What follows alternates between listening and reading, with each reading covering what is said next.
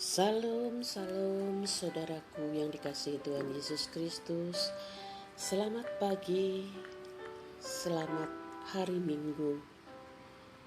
Ketemu lagi dengan Embun Surga pada pagi hari ini. Saya akan menyampaikan tentang kepastian keselamatan kalau mati masuk surga. Saudaraku yang dikasihi Tuhan Yesus, banyak sekali orang yang ragu ketika saya bertanya kepada mereka, apakah seandainya Anda kalau meninggal dunia pasti masuk surga? Jawabannya apa, saudaraku? Banyak di antara mereka yang ragu, tidak tahu kalau mereka mati akan masuk surga atau tidak. Bahkan banyak juga orang Kristen yang tidak yakin kalau mati apakah pasti masuk surga. Saudaraku yang dikasihi Tuhan Yesus, mari kita buka kitab kita di dalam Kisah Para Rasul pasal 16 ayat 30 sampai 31. Demikian dituliskan, ia mengantar mereka keluar sambil berkata, "Tuan-tuan, apakah yang harus aku perbuat supaya aku selamat?" Jawab mereka, "Percayalah kepada Tuhan Yesus Kristus dan engkau akan selamat, engkau dan seisi rumahmu." Kita buka lagi di dalam Roma 10 ayat 9 sampai 10. Demikian bunyinya, "Sebab jika kamu mengaku dengan mulutmu bahwa Yesus adalah Tuhan dan percaya dalam hatimu bahwa Allah telah membangkitkan Dia dari antara orang mati, maka kamu akan diselamatkan. Karena dengan hati orang percaya dan dibenarkan, dan dengan mulut orang mengaku dan diselamatkan." Saudaraku, ada juga mereka yang bertanya, apakah untuk masuk surga atau diselamatkan, mendapatkan hidup kekal, ada syarat? Jawabnya, tidak ada syarat. Saudaraku, ayat di atas tadi sudah jelas bahwa dengan percaya kepada Yesus Kristus,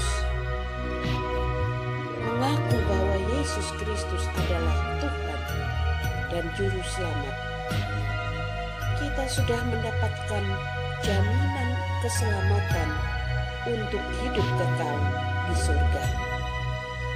Namun, kita masih menjalani kehidupan di dunia ini.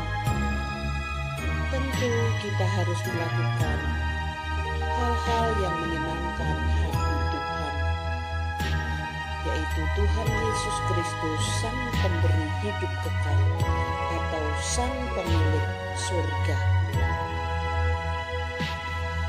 Kita harus menjadi orang-orang kudus supaya Kristus memperlengkapi kita.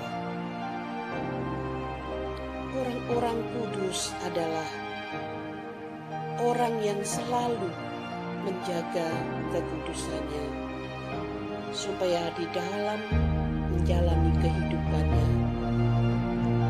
dia tidak lagi terseret ke dalam hal-hal yang jahat yang menimbulkan dosa. Efesus 4 ayat 11 sampai 12 saya bacakan buat saudara-saudara yang terkasih. Dan ialah yang memberikan baik rasul-rasul maupun nabi-nabi, baik pemberita-pemberita Injil maupun gembala-gembala dan pengajar-pengajar, untuk memperlengkapi orang-orang kudus bagi pekerjaan pelayanan, bagi pembangunan tubuh Kristus. Saudara yang dikasihi Tuhan, saya selalu mengatakan bahwa kita ini adalah tubuh Kristus. Kita ini adalah gereja secara rohani. Sebagai tubuh Kristus, selain kita harus selalu menguduskan diri, kita juga harus menjadi dewasa rohani. Di dalam Efesus 4 ayat 13 sampai 16,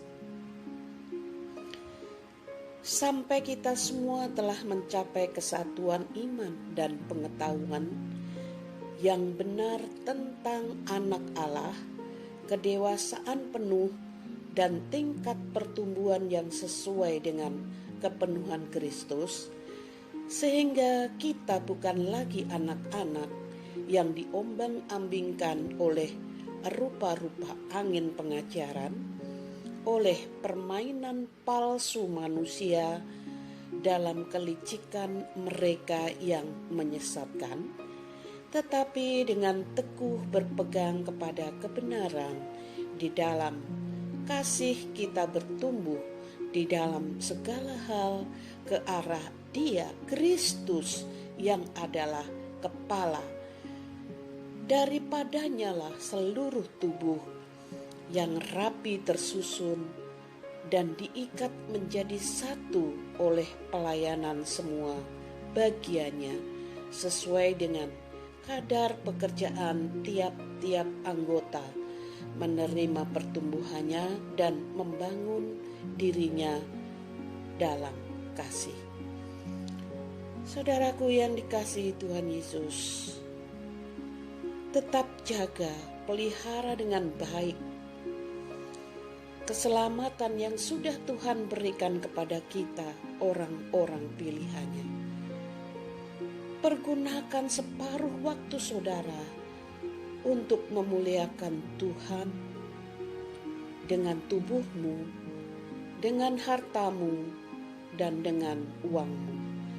Pasti Tuhan Yesus membukakan tingkap-tingkap langit untuk melimpahkan berkat-berkat-Nya bagi saudara dan bagi saya. Tuhan Yesus memberkati. Saya Best Lydia Jenstak. I love you full.